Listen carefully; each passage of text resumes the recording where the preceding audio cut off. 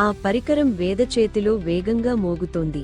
ఆ పరికరం స్క్రీన్ మీద ఒక లైన్ మెరిపించింది. కౌంట్ డౌన్ మొదలైంది. వేద గుండె వేగంగా కొట్టుకుంది. అంతలో ఆ పరికరం నుంచి ఒక హోలోగ్రామ్ బయటకి వచ్చింది. అది ఏలియన్. నీ పేరు వేద, నిన్నే మేము ఎన్నుకున్నాం. వేద భయంతో అడిగాడు. నన్నే ఎందుకు? ఏలియన్ కళ్ళలో వెలుగు పెరిగింది. నీ మెదడు తరంగాలు మా గ్రహంతో సరిపోతున్నాయి. నువ్వు మాత్రమే ఈ పరికరాన్ని ఆన్ చేయగలవు.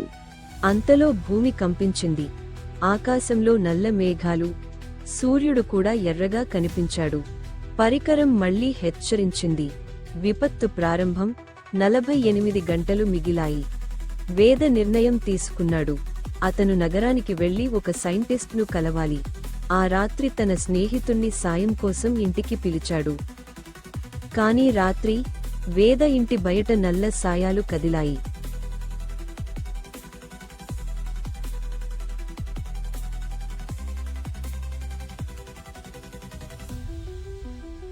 వేదకి అనుమానం వచ్చి ముందుగానే ఒక మిషన్ తన ఫ్రెండ్కి ఇచ్చి పంపిస్తాడు.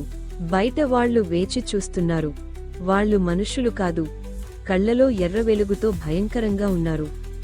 అతన్నే వేద అనుకోని వెంబడించి ఒకడు మెల్లగా ఆ పరికరం మాకివ్వు, భూమి నాశనం కావాల్సిందే. కానీ వారు అది నిజమైన మిషన్ కాదని కనిపెట్టేశారు. నిజమైన పరికరంతో వేద ఇంటి లోపల ఉన్నాడు. అప్పుడే ఆ పరికరం ఒక్కసారిగా వెలుగు విరజిమ్మింది. ఆ వెలుగులో వేద స్పృహ కోల్పోయాడు.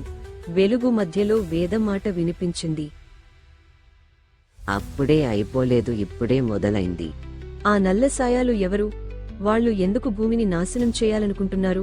వేద బతుకుతాడా?